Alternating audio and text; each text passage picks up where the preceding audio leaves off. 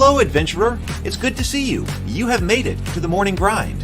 Welcome, welcome. It's the live stream at the beginning of the Geekverse, where we talk about all types of topics in geekdom, gaming, and fantasy, with an emphasis on being constructive and creating the things that we want to exist in the world. It's all on the grind, Sizemore. Can't be too fine, can't be too coarse. That's exactly right. There are a lot of adventures to be had today. Dungeons to explore and monsters to slay, and who knows what a random encounter might send our way. That's why we have to prepare, so settle in now for the morning grind with your favorite beverage in hand. Tea? Or maybe something a little stronger. I've got a few bottles of the old Wynyard left. Whatever you want. Pull up a chair. Dude. If you're feeling fancy, how about a cappuccino? Or a frappuccino? Or how about an espresso? Just tea, thank you. Sounds good to me, Gandalf. Whatever you want. I'm just glad you're here. Everyone is welcome. You can just watch if you want. You don't have to worship anything you don't want to worship. Thank you, Mike. But be forewarned. Sometimes we get really strange characters around here. Wait, what's that you say? Why can't you come and be a part of the stream? My wife would disown me. Oh no, I bet she'll be fine with it. Come on in. Am I scared for my safety? No. What are we supposed to do? Everybody do the secret handshake.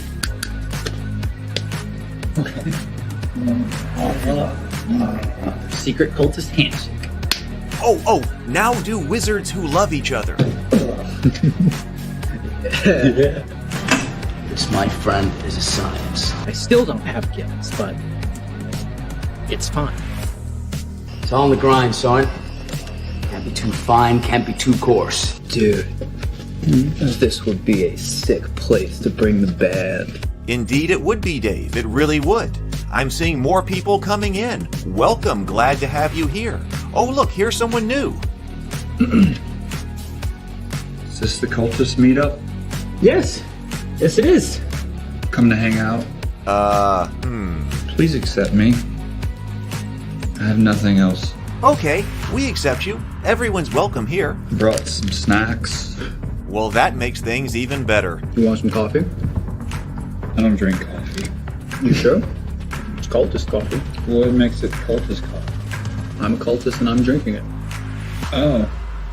Then I'll have some. What exactly is going on here? I'm seeing more people coming in. Welcome. It's so great to have you. Oh, and look, here comes another stranger. Can we help you? Yes, fellow cultists. I could really use some food. Oh yeah? Welcome. We have donuts. Oh, it's me. I'm glad I'm here. I'm sure you have a few questions for me, though. What's your name? Who do you work for? What god do you worship? Great questions, Rob. I'm Steve King, and I worship Nyarlathotep. No, not really. I'm just Heath, and I won't be worshiping anything this morning. But I will be your host. Welcome to the office. We're going to have a great time. I've got my coffee ready, because now it's time for the morning grind. If you could become a fish, that would be amazing. Then I could command you with my mental fish powers. Good morning, everyone. Welcome to the morning grind. Glad that I'm here this morning. I am got a roommate this morning with me that was kind of throwing me off. I let him out last night. Yesterday, as I was bringing in some groceries, this dog ran up to me and charged me in the dark, but in a friendly way, it turns out.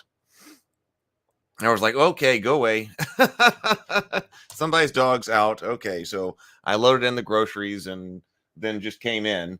But then when I was taking out my trash a few hours later, well, the dog was still on the front porch. And so I was trying to... So I was like, well, what do I do with the dog? So I was looking for a tag or a collar or something like this. And he's got some kind of electronic collar on. It might be to an electric fence. Or it could be like a bark training collar. Somebody said that. But apparently he's got two collars on. Neither of which just have like a metal tag with the name and contact information of the owner. Everybody's like, take the dog to see if it's chipped. Well, you can't take a dog to see if it's chipped. Like, I thought that if you're chipped or maybe there's like some app you can get that, connects to the collar or something like that and allows you to get the information off of it. A metal collar with a name and contact information would just be easier, but that's not there, despite having 2 collars. I get the chip as a redundancy thing. And also BGD was talking about, well, if the dog is stolen, somebody might take your collar off of it. So the chip would be another layer of that. But I get that. And I get that as redundancy if the collar were like torn off in an escape, if they came off their collar or something. But if you have to have some kind of like special wand or something like that to read a chip, that doesn't really help you get your dog back. At Saturday night, like what vet or whatever is going to be open here on Sunday anyway. So I did let the dog out earlier this morning to just let him out and, do his business, whatever. Hopefully that's what he did. And let him out. And then just a few minutes before the morning grind, I looked out the door again and he's still sitting there by my door. So I let him in and he's here. I guess it's a he. So we've got a puppy here in the morning grind with us this morning. Good morning, James. Good morning, Zero. Good morning. And Sable. Good morning, Robert. Good morning, BGD. So lots of people here with us on this Sunday. Good morning, Tomocrat. I do that all the time. I have to open in something, and that's terrible. Yes. So there is a portable chip scanner, but it's $100. Yeah, the chips are for the animal control in pounds. Yeah, it doesn't help you get your dog home. No, pupper can't be permanent. Nope. All right. Let's just go over here to our reading this morning, and then we're having a community discussion today. So we, one thing we hadn't talked about is Wizard's layoff. And Hasbro's layoff. I kept meaning to, but then I would forget about it every morning. So we could talk about that kind of thing too, as a starting point for discussion while we do some painting. I just was getting the painting set up over here this morning as well. And I can show you, I've had reasonable success over here with contrast paints. I don't even have a begonia or anything like that. Much less something like a dog. All right. Let's see. Let's go ahead and do our breathe and sip. Oh, I got my drink right here too. And then the pain of being human. Okay. 2 deep breaths, complete inhales, complete exhales, and then take a sip of your favorite beverage this morning. Here we go.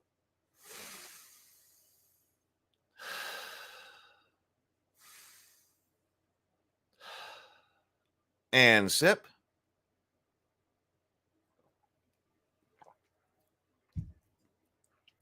All right, the pain of being human. The Gnostics believed that exile was the essential condition of man. Do you agree? I do. The artist and the addict both wrestle with this experience of exile. They share an acute, even excruciating sensitivity to the state of separation and isolation, and both actively seek a way to overcome it, to transcend it, or at least to make the pain go away.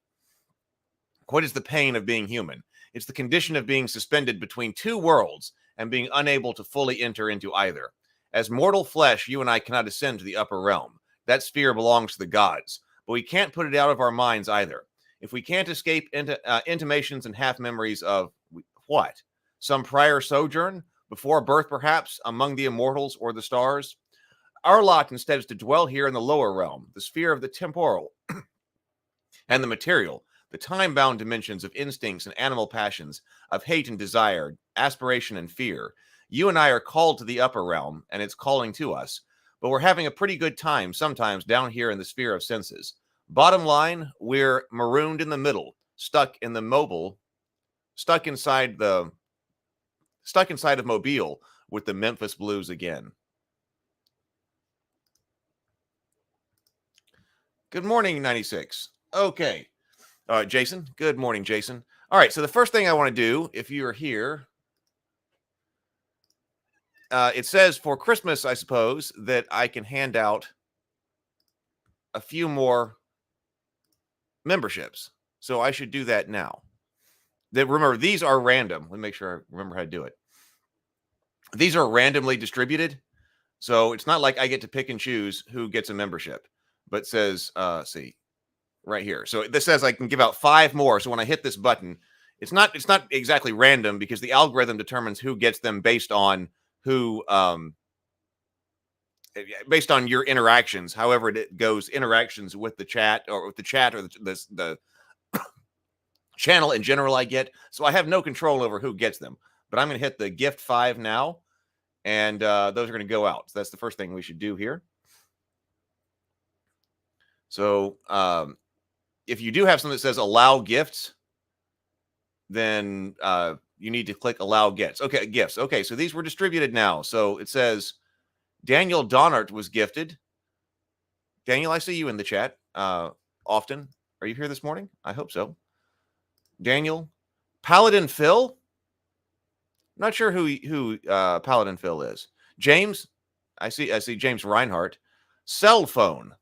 Cell phone in the chat, anybody? Cell phone in the chat, anybody? Adama Manish. All right, so that's 5 that went out. Okay, let's get set up then.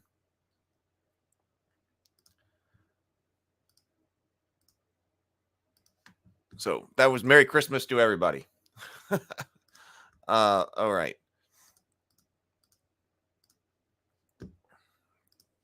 Next, I'm going to get the camera going.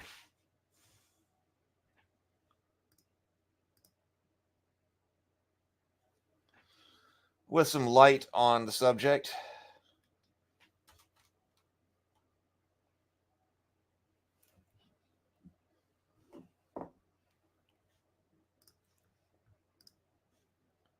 Now, see, you can tell a difference right here. So I've been taking these the contrast paints.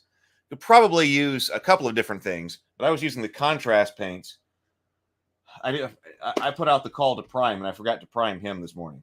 But I'm using this blue here, and then I've got this red over here as well for the fire guys. But you can tell a difference. Can you tell with the light? Like this one has had the wash put on it, and this one has not. So see the difference? It's noticeable. I actually wish that it were a little bit heavier and darker. There we go. Well, right there, that seems extremely noticeable on camera right there. So this is, I mean, it could be, I could use an ink, but I think the contrast paints are better than ink. They could be the speed paints too, but that's washed and that's unwashed. So I like the unwashed abomination. So I think the washing does give them more texture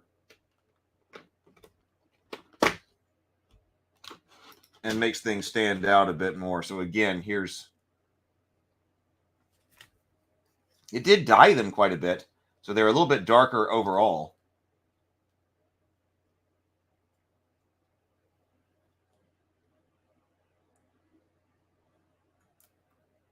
But just in case you're wondering what they do to them, that works. Oh, that'd be cool to put an LED at the bottom of them. Yeah, very noticeable on camera. Huge difference.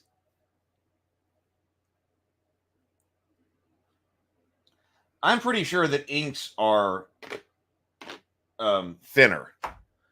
I'm pretty sure inks are more like stain and are also thinner. An LED on them would be cool. All right, so that's what I'm going to be sitting over here working on. I've got a community post ready to go. So, okay, so I'm going to send out the StreamYard link here in the community post to channel members. So so that's where to look for it on my channel. Look for the link, the StreamYard link. Look for that under the community tab. Posted to channel members. So I just posted that.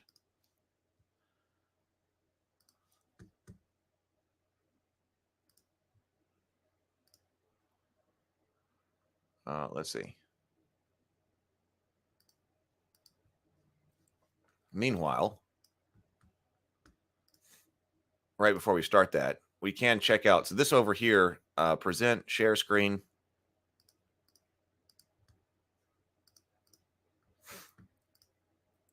So this is, did we decide whether this was EN or N World? I forget which one we said this was.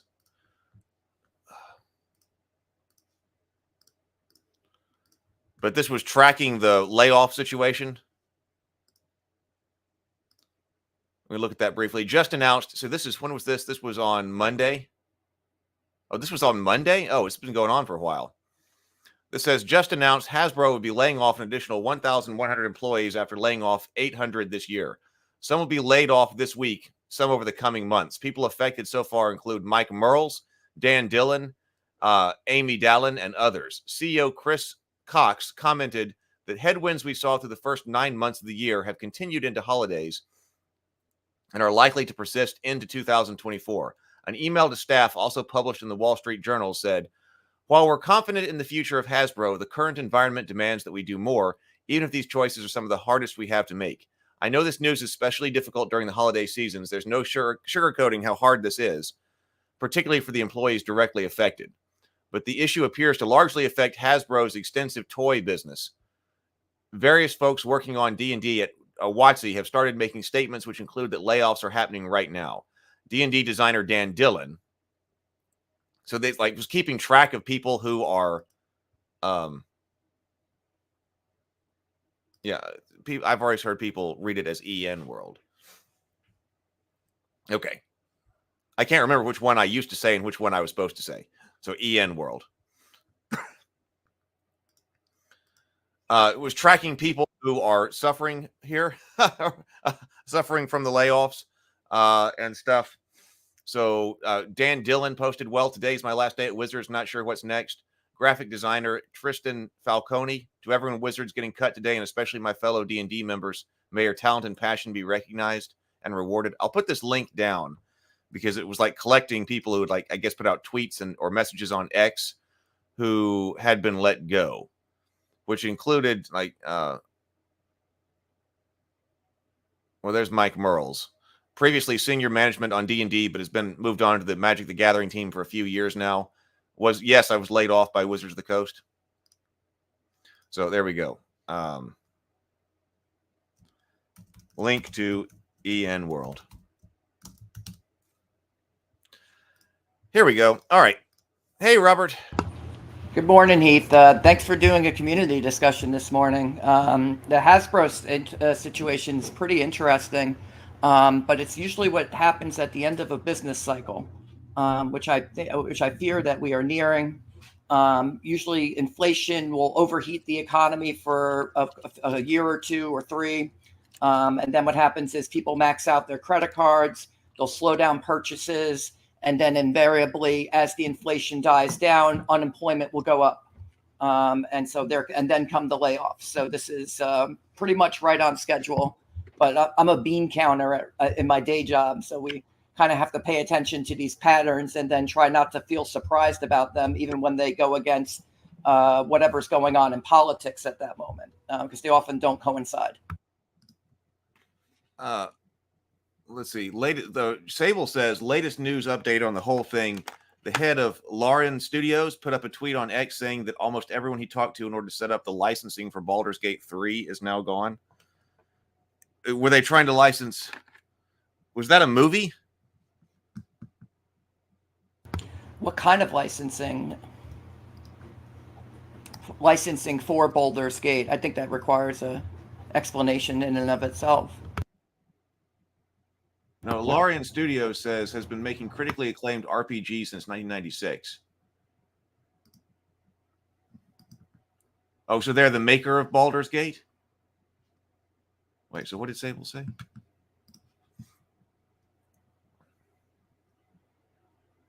Oh. So okay, I get you now. So that was the studio that produced Baldur's Gate 3. And he's saying that basically everybody he talked to inside Wizards of the Coast about that is now gone. Oh, so the people that set up the ability to have Baldur's Gate 3 in the first place have all been fired, basically. Well, Baldur's Gate is the highlight of, it's one of the high points, is it not? And what seemed like also, I was, huge game, huge video game, right? Right. had another thought. I forget what I was just about to say. Well, just think of how long it took them to come out with Baldur's Gate 3. I mean, what's it been, like 20 years since the last one? And they really stopped making kind of D&D computer games for a very long time in favor, I think, of the tabletop. Not that although I always loved the SSI games from the 1980s. That's how I got into D&D, because there wasn't like gaming groups or anything, but we did have Commodore 64. And we could play these games, and then that was like an avenue to get into the novels, and then eventually it's like, oh wow, there's a tabletop game, and then you just end up buying everything. The computer, it's like having cartoons on TV for Transformers, and then simultaneously there's toys in the store. It's like, it's the way they used to do marketing, and you would have all these things parts working together, and you could introduce your product or whatever, your game. To a new generation of fans, which is exactly what happened. You see it happen with Star Wars. They did the prequels, and that got a whole new generation in. And then they go out and buy the toys. They'd want to get the computer games, etc. So you can have like a multi-generational thing going on. So when you see them go away suddenly, and they say, "Let's stop making those," it's like, oh gee, are they investing in the future or not? I think fans want to see a kind of a long-term kind of push, like, oh, this is still going to be here, and so I can invest, I can afford to invest in it because it's not going to disappear. Well, and on the generational thing, I was watching something about that. I guess this was yesterday. That as far as fan bases and franchises go, the importance of having people who are in the franchise, who are fans, to bring in a new generation. That, like, what happens when you say, all right, this this current generation is playing, we're going after an all new generation. But are those people going to show up unless you have other people who are able to guide them into a game or a movie series or whatever it is? The D&D Beyond was also what I was thinking of just a moment ago. I mean, like, you had Neverwinter Nights. Beyond was what, I guess that's just kind of moving into, explain Beyond to me, because I never subscribed to it, so I don't want to mischaracterize what that is or is not. Okay, so a friend of mine was saying that this, with the layoffs, it's a big signal, he thought, that print D&D dies after May 2024 print run. Nearly everyone fired had some role in print, copy, and design. In total, around 50 roles connected to print, copy businesses. And then they posted 37 openings a couple of hours ago to replace those roles. Only the new postings are pure digital and VTT roles. Has anybody heard that? Has anybody else heard that? That they posted stuff so they may have used this as an opportunity to get rid of people on the print side of D&D to move entirely to the digital side? Not surprising as well. Paper costs continue to go up, but I mean, they've retired the novels largely, except for licensing for R.A. Salvatore and Weiss and Hickman for Dragonlance.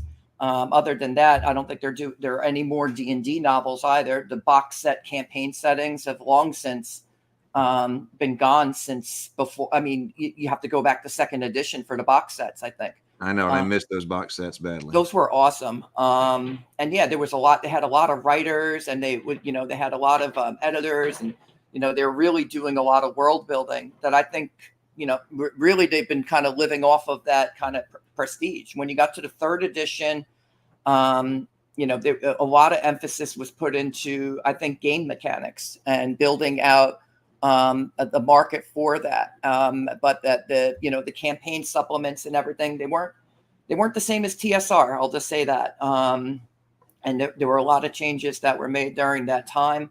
And then when you got to fourth edition, then they just, kind of, I don't know if fans will recall, they had the so-called, I don't know, it was some cataclysm or something for Forgotten Realms, the Spell Plague. And then they just said, oh yeah, the Forgotten Realms is no more. We're going to jump 100 years into the future. We're not going to even, we would have novels that explain what's going on to, kind of give you at least an epic story. They didn't even bother with that. And then they just said, we need to, I think, what were they trying to do? Probably compete with Warcraft or something. So they made a bunch of changes. And then, the fans were pretty upset, so they had to bring Ed Greenwood and R.A. Salvatore back for one final set of novels to kind of, but it was really more like a farewell for the Forgotten Realms more than anything. Like it wasn't helping to reset the setting back to a situation where I think fans were pleased with it. But I think the war on paper is real. I think that there's a push to move away from print media in general, kind of from a corporate standpoint. Like they want to stop cutting down trees. I think there's environmental concerns that are being placated by pushes towards digital. And so you want to try to find a graceful or not so graceful way of retiring those print lines. And unfortunately, people who work in the print medium are going to suffer, and they've been suffering for 20 years now. Newspapers, same deal. We had asked about, or we had wondered about the relationship between D&D Beyond and the virtual tabletop they were going to be building. Because obviously they paid out the nose for that for D&D Beyond. But it looks like the report here is the managing director of D&D Beyond is also let go. So that tells me, if that's true, that whatever their virtual tabletop stuff is that they're looking for is different than D&D Beyond. Oh, we got James coming in. Hey, good morning. Good morning. Okay. Their D&D Beyond, they might not keep that around. Are they? Excuse me. Morning, James. Morning, Robert. You could turn up your mic a little, James. I think you're a little low, or maybe you lost your voice. I think I just have to talk louder. My mic's right here. I'm just I'm having a morning. Thank you, though. Thank you. Oh, I'm looking. Yeah, they're trying to move away from physical goods. They being corporate elite and all areas of the economy, and that's like a whole topic in and of itself, Heath. In terms of not just happening in print media, but I think other areas of kind of economic production. There is kind of a conscious push by corporations and their owners, usually hedge funds, I think, to move into more kind of environmental friendly medium. But I'm looking up D&D Beyond here because I never subscribed to it. Official digital tool set and game companion for 5th edition. Hosts online versions of 5th edition books, including rule books, adventures, supplements, also digital tools like a character builder, monster, spell listings, etc. So, I mean, they had so many products, so it makes sense that they would kind of move into a digital format for those legacy products. And then you could just print them up yourself if you really needed to or something like that. But I just miss the old days when you could go to a store and there would be just endless supplements that were, it's just like everything changed after TSR. Like that was a magical time. And things have changed since then. Maybe for better in some cases. The open game license, I think, really was something that, for a third party creator, I was 22 when that came out. Or 20, actually I was 20 when it came out. And then I think I was 21 when I said, I can make my own setting. And then I tried to make my own products and I wasn't very successful. I got one book done, but it was fun. It was, to try our hand in it. But so many companies that are still around today. You guys talk about Troll Lord Games or Cobalt Press. Paizo came a little, did they come a little later? But so many companies, successful game companies, came out of that because there was kind of a commonly agreed framework for rules. Like they didn't have to have all these competing rule systems, and then you could just go in and just kind of capitalize on the idea that Wizards was being generous with their intellectual property, but maybe not for much longer. Sable, if you're a channel member, I just posted a members only post to the community tab that has a link to the StreamYard in it. So you can come on if you want. Anybody can who is a channel member. That's where you find it. But getting rid of the physical media is a problem. Gee. Especially if you are a toy and board game company. Like deciding to move all digital is a major business change. And maybe not a successful one. I'm looking at gross profit for Hasbro. You guys want to look at a chart? Sure. Yeah, sure. Let's see. Present. Share screen. Share. Yeah. Share screen. And then we want to go to, we could just do a tab. Let's just do a tab. Share that. All right. Can you guys see that? It's loading up now. All right. So this is a site called Macro Trends, but what they do is they'll take the information from quarterly corporate reports and then publish them to kind of make it easy to see what's going on. And you'll see that in the past 12 months, ending September 30, 2023, they made 3.7 billion profit, but that was a 12% less than last year. Now they still made a profit. They're not posting losses. And you saw a similar pattern from the year before. They had made 3.9 billion profit in 2022, but that was also a 12% decline from 2021 when they made 4.5 billion, which was a 19% increase. So you see like peak profitability in 2020, pretty much during the lockdowns. But generally speaking, Hasbro is a very profitable company. Some items might lose money, but overall, with all the licensing and everything else, movies, etc., that they're able to consistently turn a profit. You see similar charts for companies like Disney, etc. But it's becoming less profitable in the past couple of years. Now, I would attribute that to the inflation, but this idea of moving to a kind of a non-print company, for a company that makes board games, miniatures, and books, generally speaking, I'm not certain will be successful. But it could. But so why are they doing that is I think a separate question. But I could just stop that now. It's just to show you, like, Games Workshop just posted huge losses. I'm not too familiar with the details. It's only sort of just come out, but with regard to just like games, books, and minis, they're not doing well, or at least as well as they were. With regard to those charts, Robert, is there a categorized chart that you know of, or is it all just aggregated? So the macro trends you'd have to dive into their corporate reports to see what the individual lines are doing. Gotcha. But I think that when you love something, like Jeff Bezos buys the Washington Post, not because it's profitable, but because he wants to, save a legacy media, but maybe also have something that's like a mouthpiece for Amazon, basically, right? But you'll keep it in print just as a legacy thing or something like that. So, like, could you keep these games and all these products in print just because you love it and you want to cater to a kind of a niche market? You absolutely could do that. So when they retire these things, despite the company's profitability, it strikes me that they don't want to do it anymore. That they're actually consciously trying to retire these things, that the owners of the companies may not like the products that these companies are pushing. So you'll see a good example of that is kind of a push towards green energy. You'll see kind of green hedge funds buying ExxonMobil. Not why? Because they want to drill more oil? No, because they want to direct the company to drill less oil. So if you see something disappearing, it's like, oh, it's not profitable. The market doesn't want it anymore. And I say, no, the owners of the company don't want it anymore. They could, you see successful third party, kind of smaller niche companies kind of get born out of that and say, no, we still want this. And they're actually able to be kind of successful. Yeah. It's totally bizarre to me. Can everybody hear me, by the way? Hey, Sable. Yeah. Yep. Yeah, I can hear you. Good morning. I was just going to interject real quick. It's bizarre to me. And Disney is actually one of the biggest examples of this. There was a report just released that talks about how the C-suite at Disney, like Iger and all of them,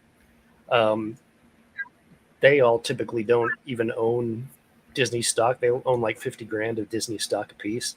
So they're sitting and they've lost their latest report. They've lost 110 billion or something like that this past financial year. You mean in the stock fiscal value? Year?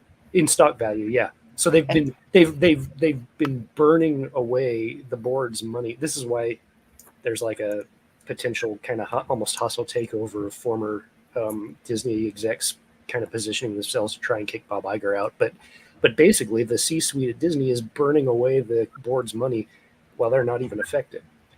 And it's bizarre to me that corporations are being run by people who are abandoning their core products and services and just pissing away profitability in the name of what? Ideology, I guess. You know, I mean, weird. It's a hot topic. And I think I've sent you some information about this in the past, Heath, when we were going through the open game license crisis. That particular to the morality clauses, that there were certain types of legacy. You could see this with the legacy disclaimers on the TSR products, that they really didn't like the Clyde Caldwell and Larry Elmore versions of the artwork. Like, we're going to move to a much more kind of prudish standard, particularly with the portrayal of women in fantasy. And I know that's kind of like, oh, well, Robert's a sexist. It's like, well, no, I'm what I'm talking about is that there's a preference by the owners of the company that they're going to do this. Disney retired 2D animation. Why did they do that? And it was by far one of their most successful. It's what made Disney, right? Like, why would you think about? Yeah. It's like, oh, why would they get rid of that? What was so problematic about that? And I haven't done as much research into like what did that. I mean, Toy Story was very successful, and they said, let's make everything 3D animated. And it's like, okay, maybe that's what people really want. That's what the market's demanding. But, you know, with no prompting from me, my son has picked up watching anime on Netflix and Funimation. He's like, let's watch. Eventually, he says, let's watch One Piece, and so we watch One Piece long before it's a live action TV series. And then he's getting the manga from his local school library, all without any prompting from me. So what it told me was that 2D animation is highly marketable. Kids love it. It's like the gateway into these genres. Adults love it too. Yeah, I love it. It's beautiful. I'm an artist myself, and so it's like it's something that I want to, if I had the time and whatever the luxury, I can hire artists and be like an art director or something. I would totally do that. Like I don't want to be a bean counter. I want to get back to painting and drawing and trying to write my story or game. So, but AI's been helping out with that. So there's a lot of advances going on. But I get the feeling that Disney didn't like the 2D product for whatever reason, and that Hasbro didn't like old school Dungeons and Dragons to the extent that they were going to try to restrict old school creators from participating if they put out product under the OGL that Wizards disagreed with. It was literally in there. They would revoke your license under the proposed OGL. And then you look at how they were, that trademark dispute they had with that attempted TSR. I think that's the new TSR went bankrupt or something. Yeah. But you read their filings, and it was all about the morality clauses of what the new TSR was going to put out.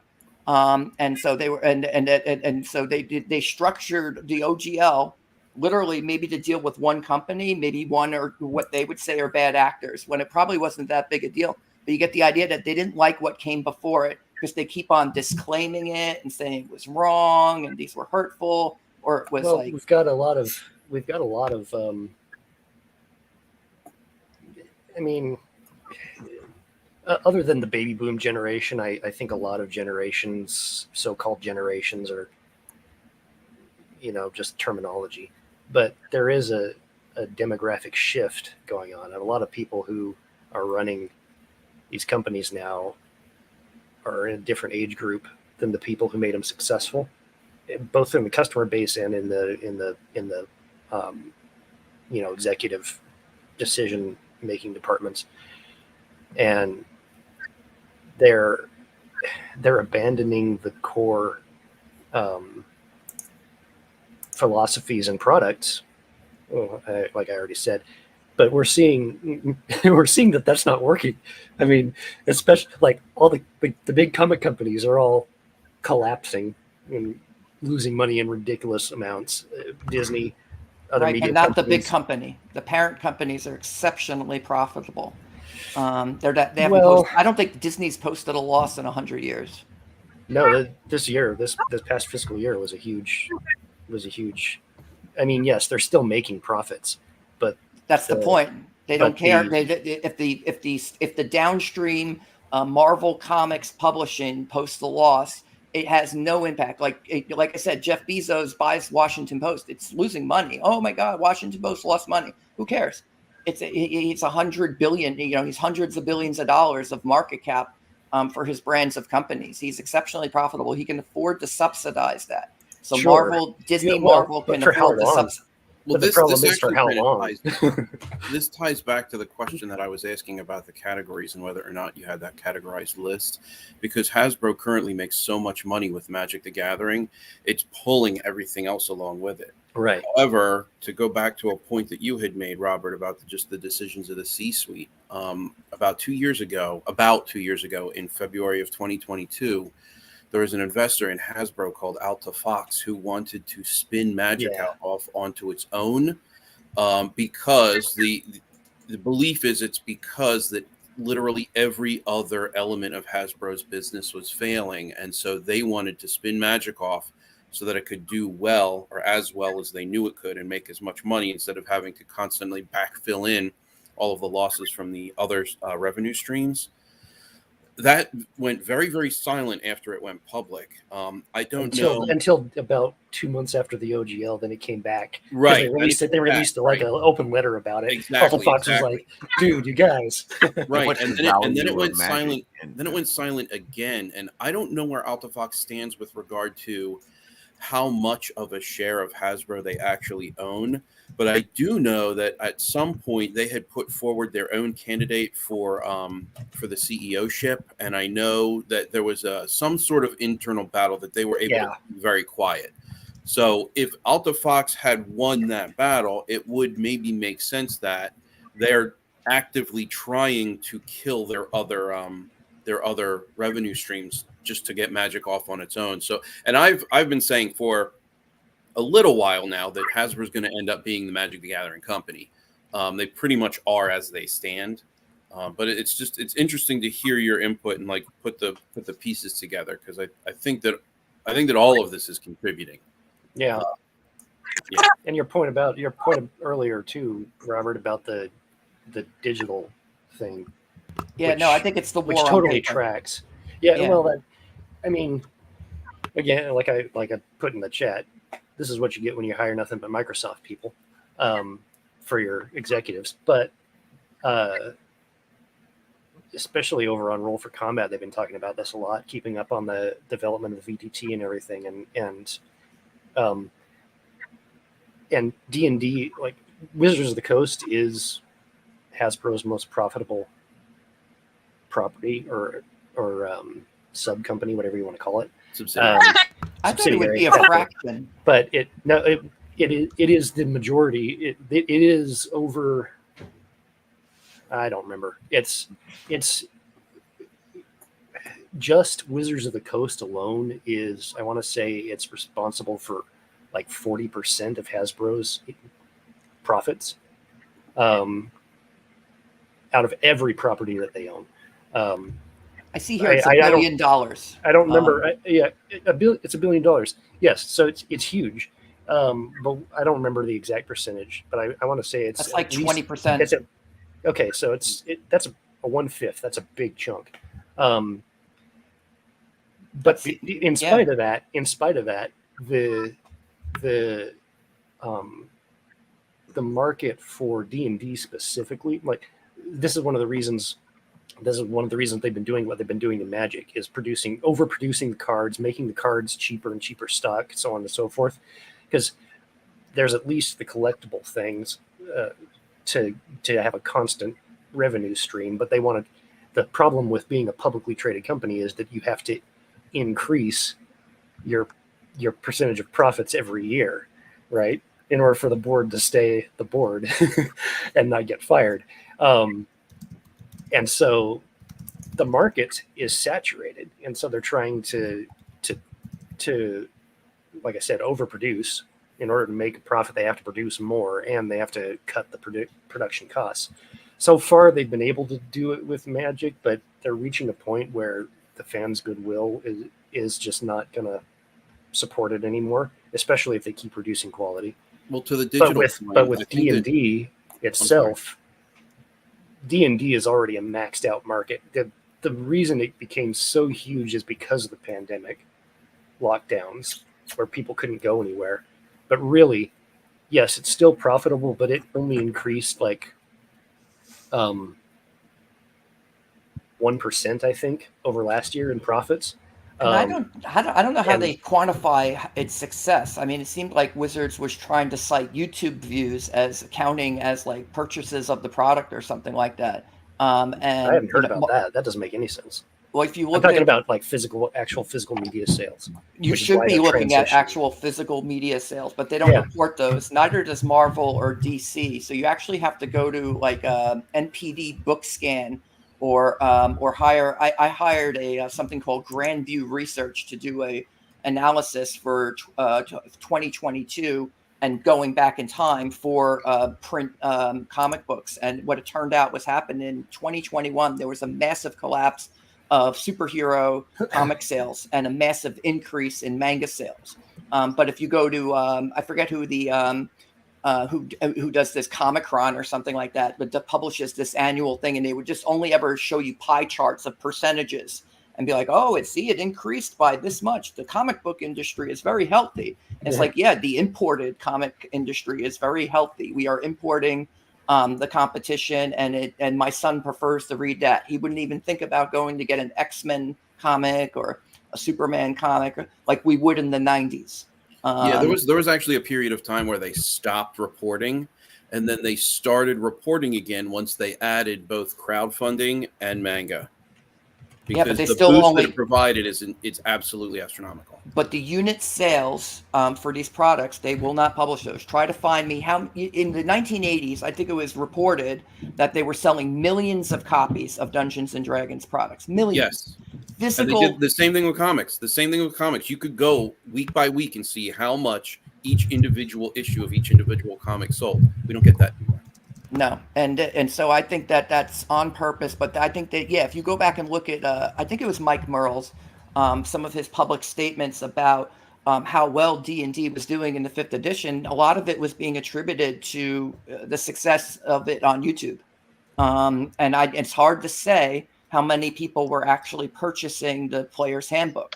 I mean, viewers on a Twitch live stream of Critical Role don't count. But they were counting them. Yeah, if that's what they were doing, that's really underhanded. Yeah, that's really dumb if that's what they were doing. But I will say this: even without that, the two big, and this I'm going backwards a little bit in the conversation, but the two big focuses in the quarter-over-quarter Hasbro meetings, the shareholder meetings, the health of the company meetings, are digital and Magic the Gathering. So, with regard to, Sable Phoenix, you making the point about them constantly wanting to push D&D digital. Yeah. And then the whole issue with the Magic the Gathering, the paper quality going down, the ink quality going down, the print runs being poor, they're increasing prices, and it's becoming more and more of a collector's item. Yeah. They're also trying to push digital in Magic the Gathering. They're trying to funnel people into Arena. And the reason is because the overhead's it's a smaller overhead. The release turnaround is much quicker because you don't have to wait for anything to go through a printer, and you can make more money off of it. And that's why they're focusing on it. Okay, are we just talking about what's going on in America and not the rest of the world? Because Wizards of the Coast actually does have a global franchise under Duel Masters. Duel Masters has actually beaten Konami's Yu-Gi-Oh! Everywhere else in the world but America. I'm unfamiliar with that product, but no, I think that when we that's a fair point, Zero. I think when they report profitability for these companies, it is what they're able to do here and overseas. They take all that money together and they will report it in the aggregate. So they could be losing money in the US, but making money in Japan or somewhere else. Right, because the thing is that we all know Yu-Gi-Oh! And we all seen Yu-Gi-Oh! Rush and what happened to that one.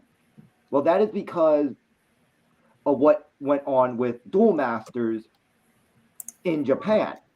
It surpassed the Yu-Gi-Oh! Franchise so hard that Konami was like, okay, let's just piggyback off of what Duel Masters is doing, and that's why the Yu-Gi-Oh! Sales started to drop off in America a bit, because nobody liked Rush in America, but it was fun, in Asia. So that's what I'm trying to understand is it seems like every time you guys keep saying Magic the Gathering, it's like Magic does not have that big of an import outside of America compared to its brother, Duel Masters. Well, Magic's pretty huge in Europe. Yeah. I mean, there's I think there's two primary territories for Magic. It's the United States and Europe, and there are Japanese players, there are Korean players, there are Russian players, but generally speaking, it's North America and Europe. But that's the vast majority of the market, which is why I think Hasbro focuses on it, because it's, and even if even if the distribution were lower than that, it's still making it's making them the most money. That's why they're focused. It's that and digital, which is why they focus on that. It's called Bull Masters Zero? Duel. Duel. Duel, yeah. I think that Zero. Hey, everybody. Can you guys hear me? Hey, John. Yeah, we can. Are you in a car? Yeah, I'm on my way to do some work. I just wanted to pop in and say hello to everybody. Hey, nice to hear you. Nice to see you. Well, welcome. You too. I think it's important with the Hasbro thing, just a quick point, because I can't stay on for too long. They have to really explore and diversify like new ways of selling products, especially outside the U.S. market, because, and I'm sure everyone's aware that's on the stream or that's watching, because we're all here in the Geekverse, but Star Wars and Marvel have tanked in terms of their popularity and their cultural significance, and the legacy the legacy model for Hasbro has been to produce toys, and their profitability has been based on the popularity of other companies' franchises, and nobody buys those toys except for collectors. They're releasing super high-end models and figures for collectors, but they're not having the massive sale of ordinary consumer toys that they did 10, 15, 20 years ago. 100%, yes. And the thing with that is that Hasbro is not involved in the collector toy market. Because I have people walk into my store that buy Hot Toys at sometimes $500 a pop if it's a die-cast Iron Man. Very few people are buying Marvel Legends off the shelves. And the incentives to buying the Marvel Legends are not even really incentives anymore. Like, you used to be able to build a figure if you bought a whole wave. Now they're putting those figures on cards, and they're not including the build-a-figure piece, so there's no incentive to buy the whole wave. Additionally, because of stores like mine, we will assemble all the parts and just sell you the figure. So I'll sell you a $50 build-a-figure, and you don't have to worry about collecting the entire wave, so you can really just worry about the figures that you want to collect. But even that aside, what you just said there is absolutely the way the market's been moving. I cannot tell you. I can tell you how many kids come into my store looking to buy toys. It's usually their parents, and very infrequently do we get a kid who's actually interested in purchasing toys. Just yesterday, I had a kid come in, a 13-year-old kid. He wanted an N64. He wanted an original Castle Grayskull, and we fell all over ourselves trying to help this kid to get him what he wanted, because it doesn't happen often. And we want him to have the experience that we had as kids. And so we got the kid everything he needed. We put it on the table. I think one of us even like paid for an extra figure just so he got it, because we just want that experience for the kids, but they're not really coming in. So it's not. And, I am not in a Target. I am not in a Walmart. So that might be a different case in the Walmarts and the Targets. But I think the shelf space is even shrinking for Hasbro in those big boxes. It is. Too. It is. I agree that the movie. Oh, sorry. So James, my question. My question for James is I haven't been on the stream before. I'm newer to channel membership. Do you work at like a mom and pop local game store? I work at a mom and pop local toy store, but it's the largest toy store. Gotcha. In the Midwest.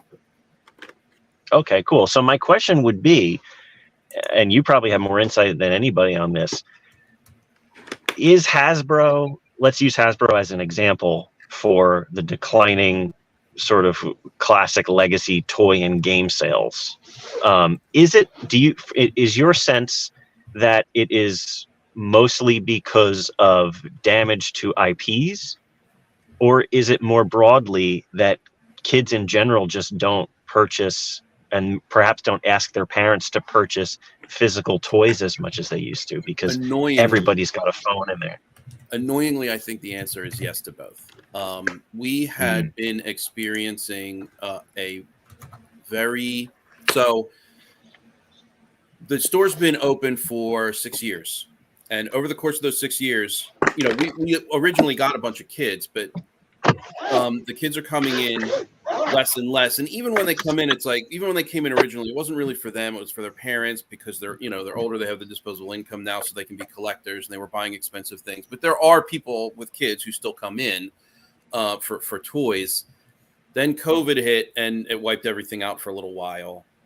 But after COVID, because it sort of times neatly with the downturn of the properties as valuable or as valuable as the, you know, the culture had once found them, we're finding that like Star Wars has fallen off a cliff, Marvel has fallen off a cliff, and this is even with the collector's items. This is even with like the $500 die-cast Iron Mans. You know what I mean? So like Spider-Man still sells great. Everyone loves Spider-Man, and Captain America does well, and some Star Wars does well. But it depends on what's hot at the moment on Disney Plus. Like everyone wanted to come in and get a Mandalorian with a baby Grogu. Everyone wanted to come in. See, that's the thing. That's the proof that there is demand. That when you have a IP that is marketable like Grogu and Mandalorian, suddenly there was just like that. You could go back into stores and get it. And so what does corporate do? They're like, this is too popular. We have to. I think it's supposed to suck. I think everything they're doing is on purpose, and it's really cynical. I know, but what I've been keep on trying to tell everyone is it's supposed to suck. If this is happening, it's by design. Just like they're ratcheting down oil production, they're going to ratchet down cool. We're going to have less cool stuff now. Sorry, guys. We're consuming too much. Oh. I mean, it's don't apologize. I think. Go ahead. I'm sorry. No, please. I'm here all the time. You're not, this is your first time. Go for it. I think it's easy to be cynical about that stuff. And Robert, I'm not disagreeing with you. I don't know. I guess I'm not quite that cynical yet. I think it's just a lot of out of touch, misguided people. And I don't want to make a political statement, but I will say, I think it's people who have a certain view of the world and they want to shape the world to match that view with whatever mechanisms they have. I think we all do that. You know, I think we would all make changes to the world if we could. So the people who own these IPs, I don't think that they don't want to be profitable and that they want to ruin the companies, but they have their view of the world and they try to manifest that. They try to do what they can to. I think you're probably right. I think you're both. You're both right. They want to put their names in the history books of being able to do something, even if it's not right. I think all three of those are actually factors. It's people who acquired the IPs not because they loved the IPs, but because they wanted to use the popularity of the IPs in order to distribute their message, viewpoint, ideology, what have you. It's like, hey, lots of people love this, so we can get our agenda in front of a bunch of eyeballs if we use this IP. So let's go buy that and let's run it in order to produce what we want. Yeah, I agree. I think that all these eyes. That's exactly what happened. In so many words, you see the hearings in front of Congress recently to do with Harvard and MIT. Oh yeah. And that so was a travesty. Well, what they're doing is they're calling attention to these offices of diversity, equity, and inclusion, which is one of the pillars inside of the environmental, social, and governance. The DEI thing. Yeah, the DEI fits neatly into the social of the ESG or environmental, social, and governance. Yeah. And so you have these, it's these big hedge funds. They buy these properties. They're buying everything. They buy, most publicly traded companies. I think KPMG did a study that 80% of publicly traded companies were included sustainability goals inside of their corporate filings. Which And so have what? no relation to actual real world economics. Well, it's in part it's ideological, but it's Yeah. also kind of like it's like a corporate central planning scheme to make the types of products. So how does it impact entertainment? It's such a narrow kind of view of what's going on. Like you can see it in your media, but media and entertainment is but a small fraction of global economic production. But they happen to be buying other areas, so you can see it happening in energy. You can see it happening in transportation. The push for electric vehicles is a really good example. So what you do is when you want more of something, you subsidize it, and when you want less of something, you tax it and you regulate it down. And so, but and you'll be happy about it. But the DEI stuff, and I'm gonna have to get out of here in a minute because we're going on a road trip with the family. But have fun. well, we will. But I think that if you look at every single one of these companies, Hasbro, Disney, Warner Brothers, when it was AT&T, Warner Brothers Discovery, now they're all going to include similar types of DEI. They use and they're hiring quotas, and so it's a different perspective about who should be represented in the media, who should be represented in the company.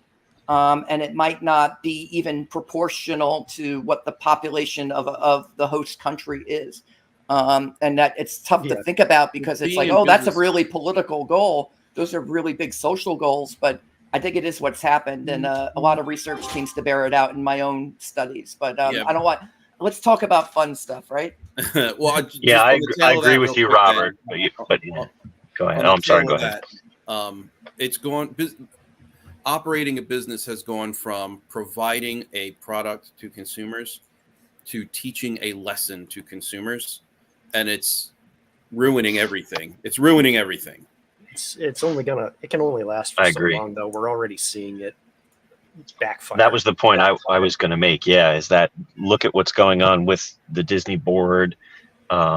Look at what the pushback on university campuses against maybe not DEI and all that stuff, but there is a large, I think, groundswell of pushback against sort of the establishment political and social thinking on a lot of campuses. I'm in graduate school right now, and I took this semester off. But I'm a veteran, and I was previously the president of our veterans organization. And we would sit in this like veterans only lounge on campus and talk. And there's a lot of people. Thank you. There's a lot of people, especially amongst the veterans on campus, who are very critical of this sort of establishment, political and social leaning in higher education. And I think challenges to that are becoming more vocal. If you listen to podcasts, and lots of podcast guests have been covering higher ed as an example of this, and how people are being more vocal. And there's sort of a criticism of this rigidity in the zeitgeist around culture and social norms in America. True. It's nobody likes to be preached at. But I would just note that 2/3 of the country are going to college. They might not finish college, but in terms of attending college, about 2/3 are doing so. And it might not matter which campus you go to. You might be encountering this message. It might not matter what media you purchase. You may yet be encountering this message. Oh, yeah, you will be. There's a lot of public speaking out against this.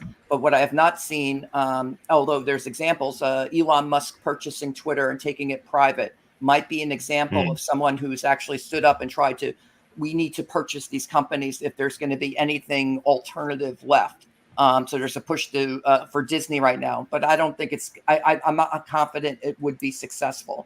And we often try to kind of congratulate ourselves about how terrible these companies are doing when they're still profitable and they're not going broke. That's true. I mean, so it's like there's a lot of kind of counter culture, but it's kind of it's happy talk. And until you implement policies that get rid of the incentives and the subsidies. That this is massively subsidized. There are disincentives to doing otherwise. That unless Congress addresses that, right? You've got Labor Department regulations. You've got SEC regulations that are coming in now. You've got retirement savings IRAs that are not regulated, but then might be violating Title VII of the Civil Rights Act. But is there any enforcement of civil rights law? And since 1979, Steelworkers v. Weber, you can look it up. This is a critical decision that made DEI possible.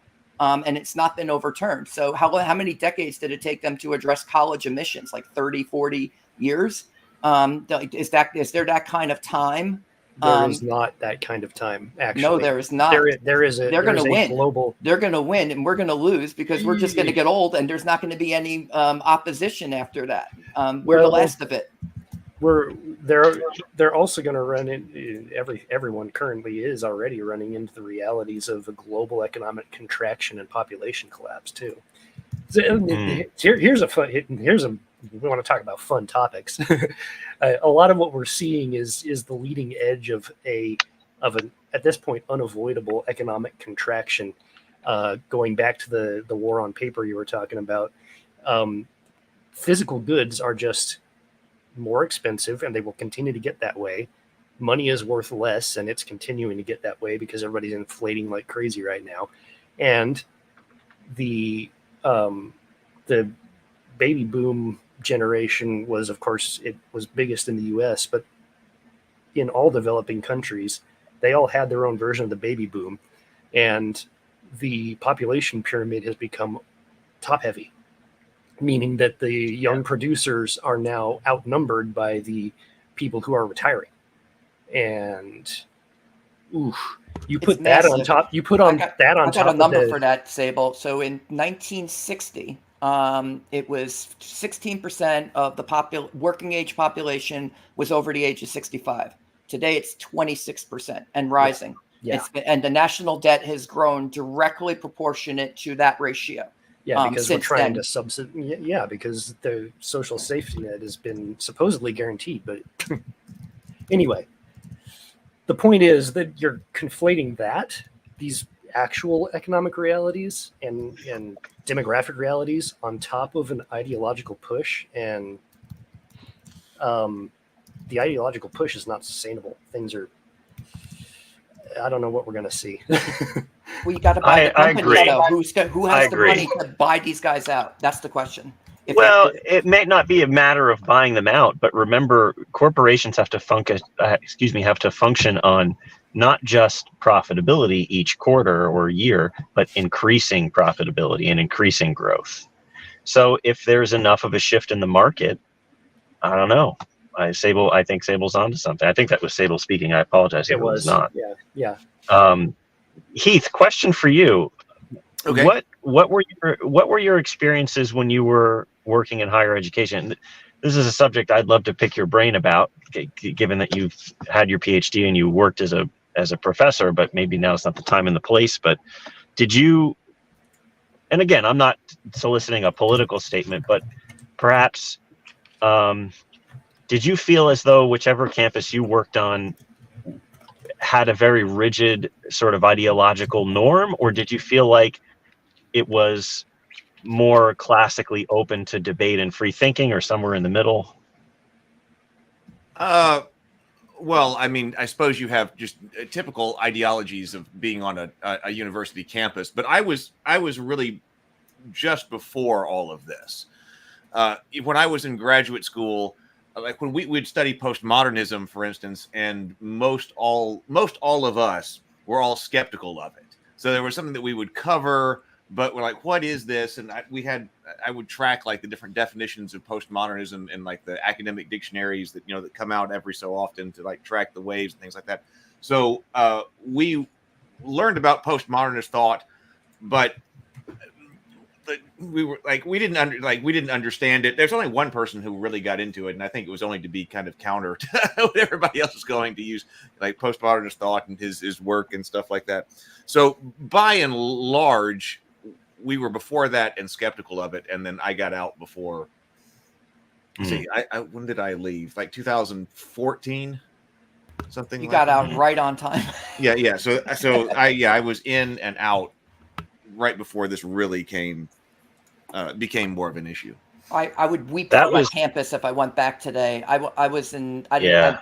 graduated in 2008, and I imagine that it's like an alien colony now I was compared to 2007, and I agree. it was. I went to a very liberal campus, but you could have free discussions, and we did have free discussions. We had debates. We were able to all participate in student governments together. Like, it was a lot more. The civil society was being preserved, and I think very well tended to not too long ago. And it is amazing when you see kind of a revolutionary thing come through, just how destructive and how quickly everything can be washed away. And that's what we're witnessing. So I don't know that mere, is it ideologically sustainable? I don't think it needs to be. If how sustainable was the Dark Ages? When the Roman Empire fell, how long does it take to recover? I take umbrage with that term, the Dark Ages, as a historian, but continue. I'm sorry. How long does it take to recover? You can destroy everything in 2 minutes, but it might take 1,000 years to get back what you had before you start doing sculpting, before you get to Donatello. You had the artisans at the fall of the Roman Empire. Where did they go? Why did all these techniques suddenly just disappear? Was it because they were deeply religious individuals? The artisans almost certainly were. And then they had no one to pass it on to as different culture, different religion comes in. I think that was probably a factor. But you just had a total breakdown of their civil society as well. And once it's gone, you might not get it back anytime soon. And if it's being done on purpose, I feel like the people who are doing this to us are evil. It looks like it's deliberate. So then it's like, how do we counter that? What can we do? We're running out of time. We must act now. But we have to do so in a context that preserves our civil society institutions. And so we need more people to go to school. And people are like, oh, I don't want to send my kids to college because this is going on. And it's like, no, we should have more teachers. You need to balance this out. You can't just have a top-heavy one-party type of system. You should have a civil society where everyone's able to express their opinions, and then you're going to have a debate, and then eventually you get to the truth. I think we're moving away from a pursuit of truth. And a lot of Jonathan Haidt's work deals with this topic, and he absolutely agrees with you. He says that there's an imbalance at the moment, and in order to regain the balance, you have to go to school. We need more teachers to balance things out. We need more students to balance things out. I agree with him, and I agree with you. I think we're in the infancy of a reversal of the direction of the pendulum, though. And it seems bad because we're close to the top of the bell curve. But I think we are past the peak. Because, I'll speak for myself. Where I go to school, it's not a super ideological university. There's a very strong business school at the university, which inherently brings, I think, a more conservative perspective. And yes, there are people on campus, administrators, faculty members who have a very strong political opinions, but I feel as though there is a respect for open discourse and free speech. So I don't know. I would just, I wouldn't be too doom and gloom about it, Keep in mind what is young people, especially young men, but young people in general, college age and such, tend to gravitate towards the counterculture. What is the counterculture right now? Conservatism. It's not leftism. Conservatism. Yeah. Yeah. Yep. But that's a fair point. This is funny. We go from the Hasbro's earnings to the fall of the Roman Empire. That's the Geekverse, everybody. Yeah, right. I'm on a roller coaster of emotion. It comes up on every stream. The Roman bleeping empire comes up on every stream. Right? Maybe it's just my We've last done our name. duty. I can't help. I see my name and I think about the Roman Empire every time. But I'll give you one stat. That's I work for a think tank, and so I have to look at this stuff every day. Of the entire working age population, 76 million women have attended college in the United States. Comparatively, only 68 million men have attended college ever. And then the degree breakdowns go beyond that. The biggest disparity that we're seeing right now is men not. I mean, they're going to work trades more, so there's a part of that. But What in I'm terms of people think about fertility, you have later because something like 70% of Caucasian women are going to college. And so you have and generally speaking, I think about two-thirds or about 60%, more than 60% of African Americans are going to college as well. And so which is bringing down the unemployment rate for those demographics, for minorities. The more people go to school, the less they're going to be unemployed, because that's just, it's statistics. It's the way it works out. And so, but in terms of fertility, if you have such a disparity, you're delaying family formation, you're delaying marriage, you're delaying child rearing. You're going to get that plummeting fertility. And you've been sub 2 babies per woman since 2008 in this country. In Japan, I think it's been since birth control, basically, since the 1970s. And the population's in outright decline over there. And so you get China's the worst of them all. China is going to good luck counting that one. But yeah, it's probably Korea. I think it's even worse. But yeah, it's Korea, happening everywhere. Italy has the same problem.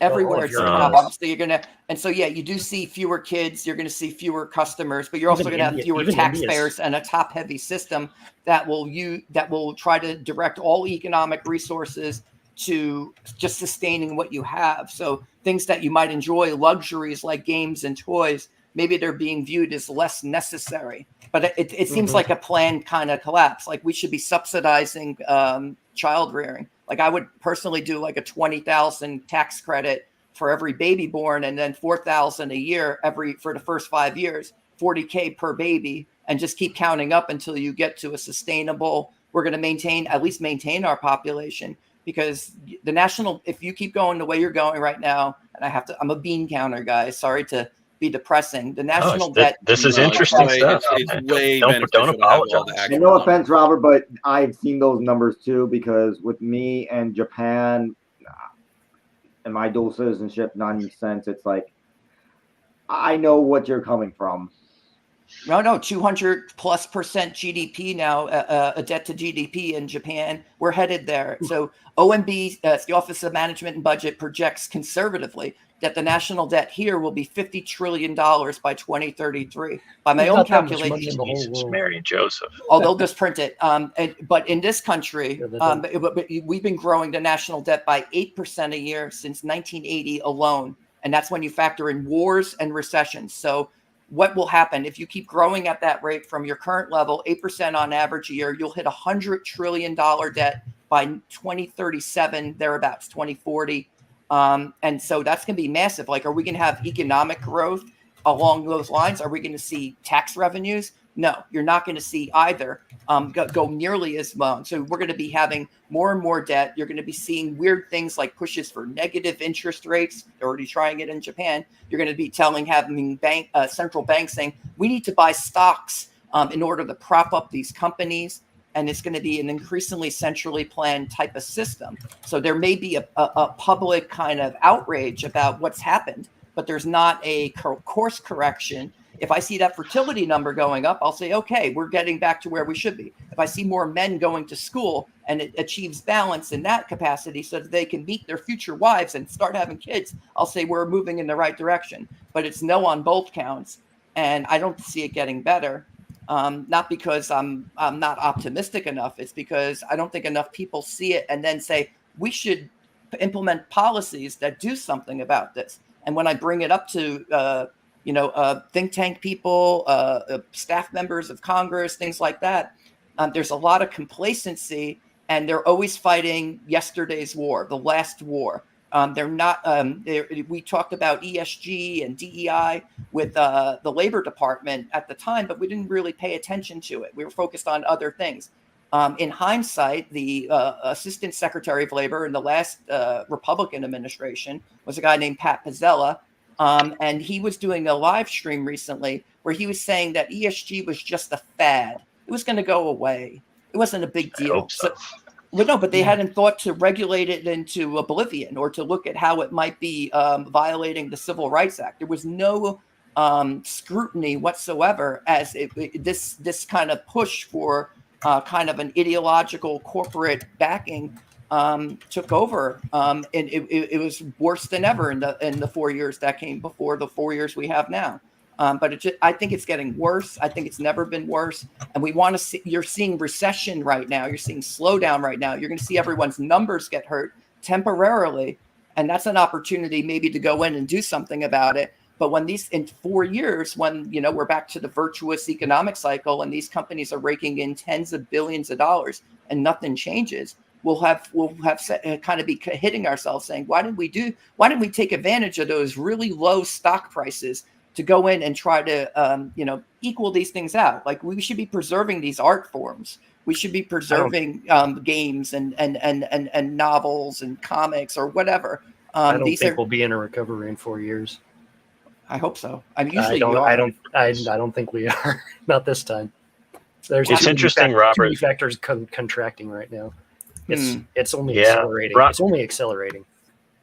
We're still on the leading edge. We have been for the last 3 years. Sorry, no, I was just gonna. That was all I was gonna say. No, go ahead. I'm sorry. We're still on the leading edge. The last 4 years have just been the leading edge. It started with the lockdowns, and it's the snowball's only building size. Sorry to be a downer. Well, I mean, balkanization. It's healthy to have these. That's the only answer. Well, it's right. It's neo. It's neo. God. It's something called neo-feudalism, is what it is, and we're kind of progressing into the actual cyberpunk future. Oh, I would argue we're already there. Absolutely, we're already That would there. be cool. I want like flying cars and yeah, but what does that come with? Cyberpunk is high tech, low life, to borrow a phrase from Mike Pondsmith. And I would argue that we are already there.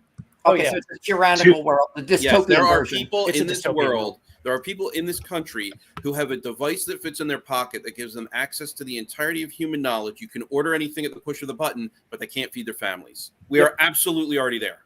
Yep. 2 points before I gotta go. I've never heard it phrased this way, neo-feudalism, but it makes perfect sense. And as someone who studies history and has read a tremendous amount about the medieval and Renaissance periods, what I see economically now with the consolidation of economic power in fewer and fewer hands has reminded me for a couple of years. I'm like, this is so much more like the feudal model of economic structure from centuries past than a liberal democratic society where there's equal opportunity.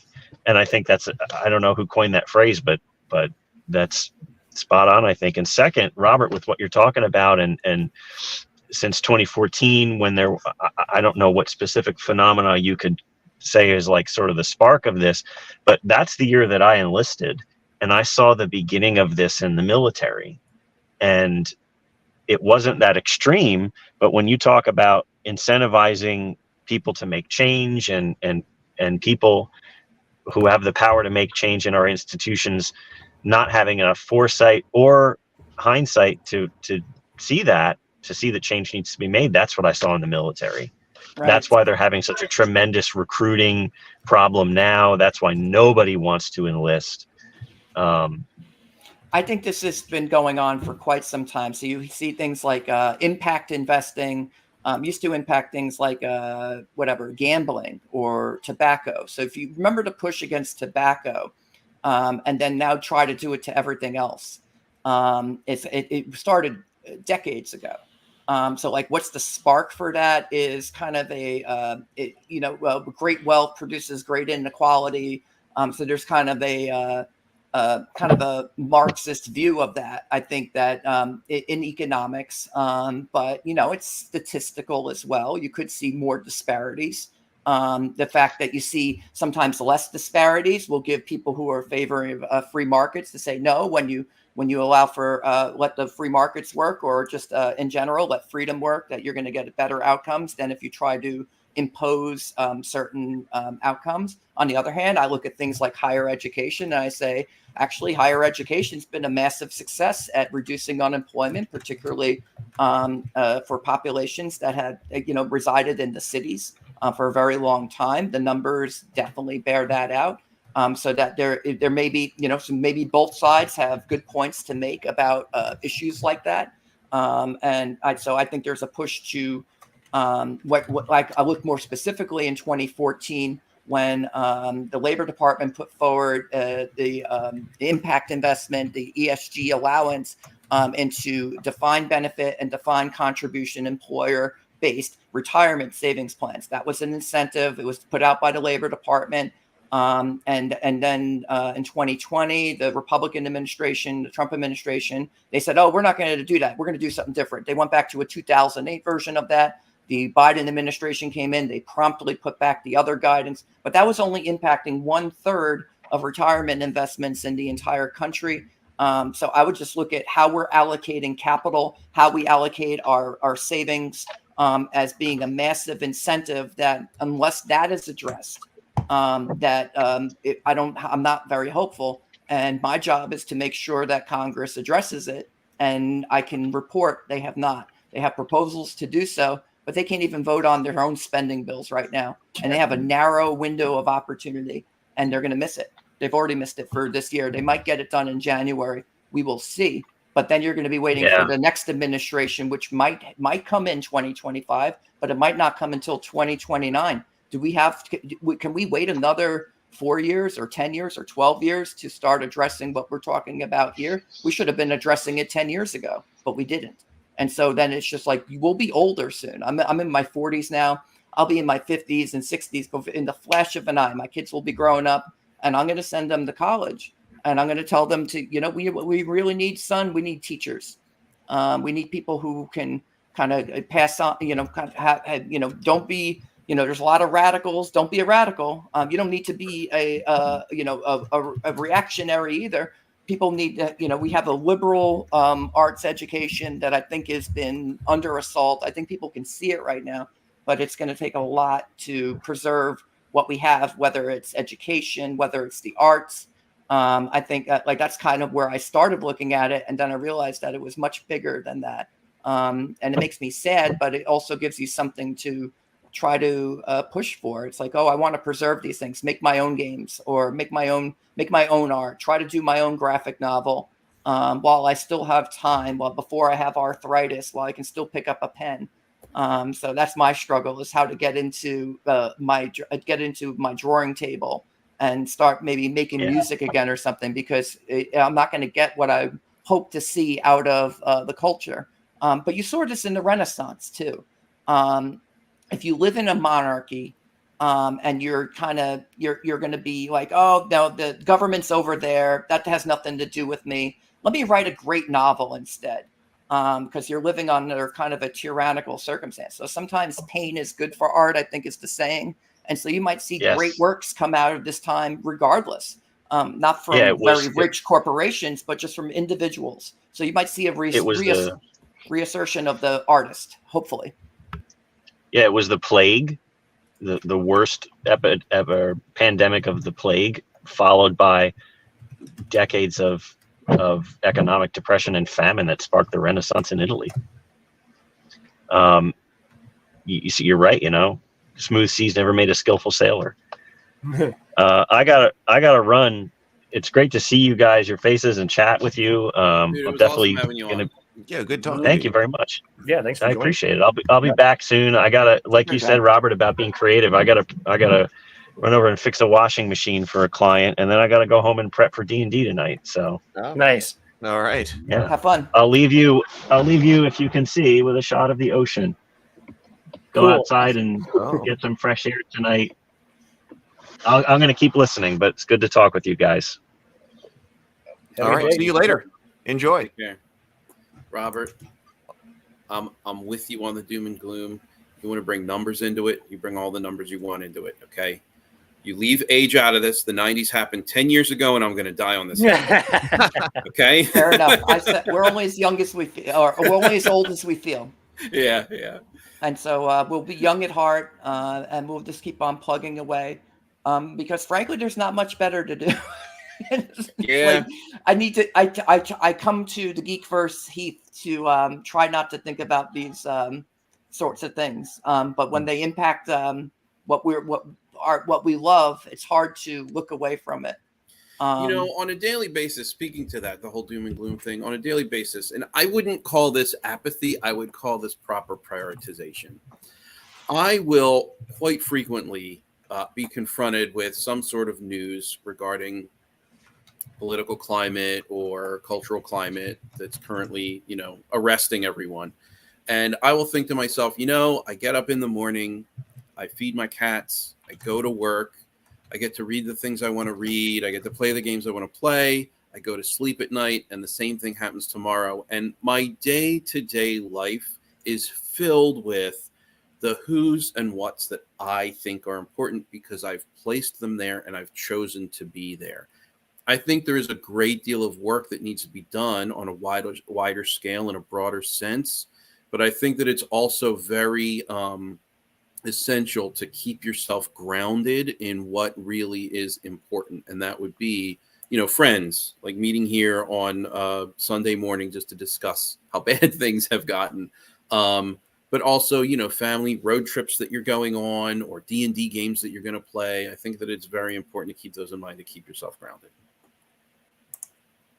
This is why the Geekverse needs to become a creative clearinghouse, putting out all sorts of community-built,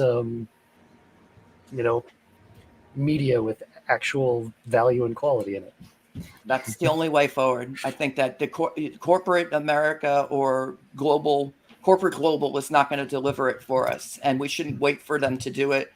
If they want to undergo a course correction, if an Elon Musk wants to swoop in and try to preserve at least one piece of social media, by all means, have at it. But that's not going to be easy. And you're seeing his own advertising being attacked at the moment because of he did that. And so, I mean, it could be a kind of link together and form Voltron and try to, try to take on more of these companies, like whether it's Disney or Warner Brothers Discovery. There was some hope that when Discovery came in and took it over, that maybe there could be a course correction in some of the properties there. I'll believe it when I see it. It's, I think, the way we should look at it, and then cater. If you see good stuff, support it, and if you don't see good stuff, then kind of you don't have to embrace that. You don't have to sit there and be lectured to. It's like, oh, why am I watching a propaganda piece? I'd rather not watch a propaganda piece. Let's watch this short film instead. Hey, there's a cool thing on Kickstarter for the cultists. Maybe they put the cultist on Kickstarter. We go fund another round of cultists. I'd rather watch the cultists. Well, I agree with you 100%. I was wondering with the kids, are other people seeing the same things that I do, like with my nephews? Like, I have a hard time shopping for the nephews too, like for Christmas or birthdays or whatever, because they don't have hobbies. My niece is identical to my sister in the fact that there's just nothing that captivates her. It's just spur of the moment of whatever is trending at that time. So in another 2 months, she's going to be into something else. It's like, what am I supposed to do? Well, it doesn't seem like it's not like they seem to crash into one thing and then go really deep for 2 months either. Like they don't even do that, because that'd be one thing. Like, what are they into right now? Okay, well then get them that kind of thing. But they play things. I've tried to get them into multiple geek-related hobbies, and it just doesn't take. I guess the closest they get is that they do build Legos. But like, if I'm there, then they play HeroQuest. If I bring over model rockets, then they'll build model rockets and enjoy it. They do play video games, but they don't. When I brought Magic the Gathering over, they'd play Magic, but they don't. That didn't stick to something they would do after I left. The same thing with miniatures and painting, and even with like a video game, they'll play Diablo 2. Like, my brother got him playing, I think it was Diablo 2, but they didn't do that on their own. Like, all right, everybody, let's go play Diablo 2. I think it's even play multiplayer in that. So like, but I get my son Steam credits. Let him go pick the games he wants, because he likes the third-party kind of good old platformers. He's going to find what he wants. And so I've kind of moved in that direction. I was just going to suggest the same thing. You get them like a Steam gift card or a Fortnite gift card, whatever they like to play. But I mean, wherever they get it, they have to like something to play though for you to be able to do that. Right? So they don't have like a even a hobby game. I don't. I guess they did get into. They're not playing Terraria. I'm sorry. They're not playing Terraria or Minecraft, or they have played Minecraft. They did show me some stuff they had built in Minecraft. So maybe some mods that go along with Minecraft would be cool, because then they could try different versions of that. But you could get those for free and just kind of download it for them and give it to them. But I got to say goodbye. We're going to go on the road trip now.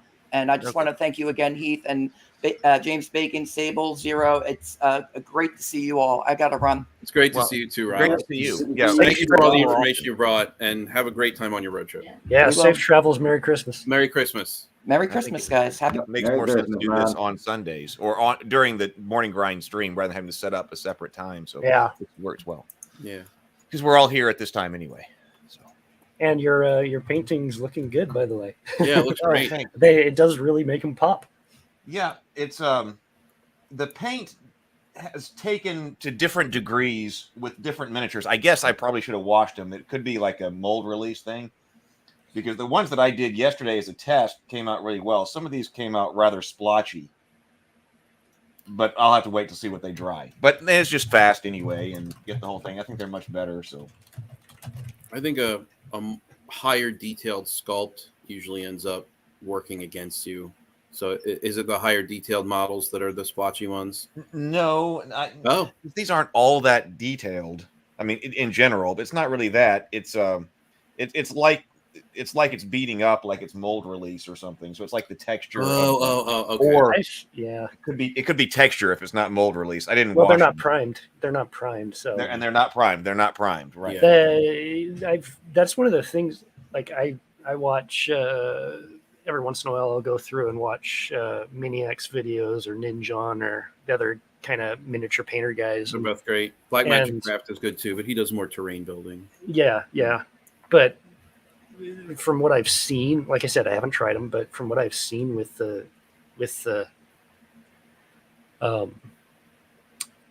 contrast paints or whatever they are, the variants that are out there, they're real chancy. Like some pigments work really well, some work great on primer.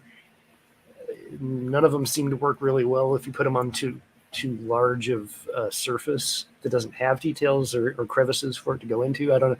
It just like they seem so much trial and error. It's like consistency just isn't there. Yeah, consistency. That's the main thing that's kept me from trying them out. It's like, okay, is this one really going to actually do what I want it to do or not? Well, I think anything with a red in it tends to be a little hit or miss. Like if it's a purple, if it's a red, if it's even some of the browns are just they kind of don't work like they're supposed to. Yeah. I my miniatures are BattleTech, so I was actually Death from Above Wargaming did a test of the Army Painter speed paints on a bunch of different battle mechs, and some of them looked pretty good, and others looked like absolute junk. So, yeah, I think a lot of the people really like the speed the paints. I haven't tried them myself because I am a curmudgeon and I'm old and I'm set in my ways and I do my painting the way I do my painting. But, right. But mostly people seem to prefer Army Painter over the Games Workshop alternative. That's not to say that the Games Workshop is bad. It's just that in my experience of watching the reviews and seeing what people have said, that seems to be the prevailing idea. But, I don't watch everything. So I just watch what I watch. Yeah. Well, I don't buy Citadel on principle. Well, good news. You not buying Citadel has caused them to experience a severe downturn recently. Absolutely. I saw a headline on that, but I don't know anything about it. So their stock tanked. That's not a joke.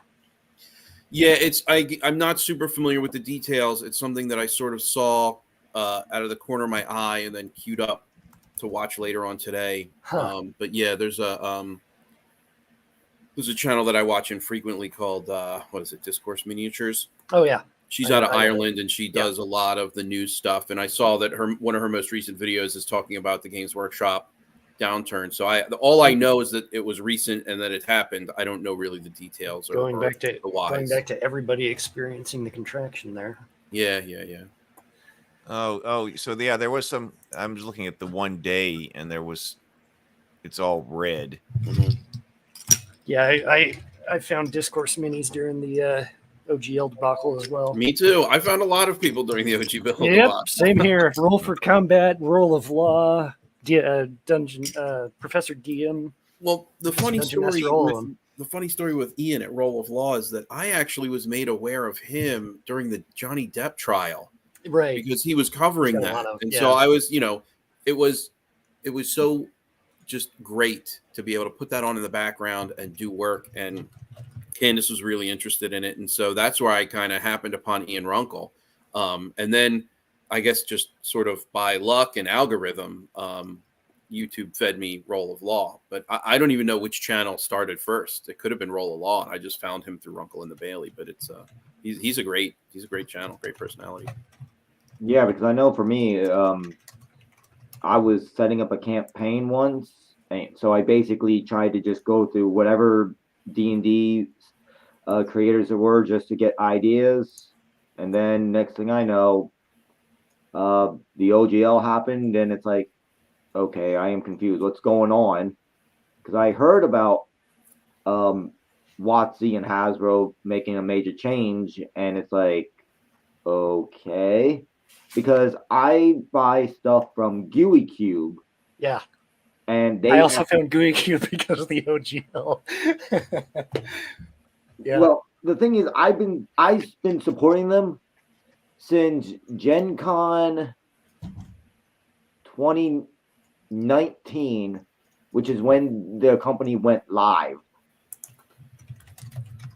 That's awesome to be there on the ground floor. I was looking up Gooey Cube. Yeah. With All right, I'll check that out. Oh, actually, one of my friends has done some freelance writing for what's his name? Alphinius. Yeah, I forget his real name. But yeah, Alphinius Goo. Yeah. Actually met him in person and has done some freelance work for him. Oh, I tried to throw my wallet at him at Gen Con 2019 because I wanted his stuff. Yeah, they're cool. Can you believe in about a week it's going to be a year? I was literally just going to say that. Kind of like the shock waves that it was a week long. It happened over the course of a week. They issued statements, they retracted statements, and just the ripples have been cast so far and wide that it's none of us would be here without it. Yeah. Crazy. All right. Well, I've got some phone calls to make and some things I've got to do, but I've enjoyed this. I think actually this is a good way to do this. Rather than trying to set up a new time, that didn't work. But we should do more of these conversation streams like during the morning grind time, since this is all work, since we're all here anyway. So I would only be able to do it on the weekends, but yeah. And maybe bring in some new people too, I think. Yeah. Yeah. I'm very happy to shut my big fat mouth and let Daniel or John step in and have. Well, we can have up to 10 on the stream. We can have up to 10 people connected at once. So yeah, well, hopefully next time I'm not pissing off of Warwick with their stupidity of chasing a Morgana, which you are not supposed to do. Yeah, I was practicing jungling today, so that's why I was a little late. Oh, in League of Legends. Yep, because like I said, when you dropped a Warwick in there, I was like, oh, I know that. Yeah, because the thing is that I play AP mages, so I was jungling as Morgana, and the enemy had a Warwick. Well, the thing is, Morgana is a hard counter to Warwick. And it's like, why are you chasing me, you idiot? I can literally get away from you and kill you. And I did that 5 times. I'm pretty sure his account is under suspicion right now. all right. Well, everyone, have a great day. Thank you to everybody who's in the chat. And if you've enjoyed this and you are watching on replay, well, please hit the like button. But if you're watching on replay, please put a comment down. I always check all the comments as well. So I've enjoyed it. Thanks for having us. Go forth, be creative, be constructive. Let's make stuff. Let's make stuff. All right. Later, everybody. Yep, later. Merry Christmas. Guys. Merry Christmas.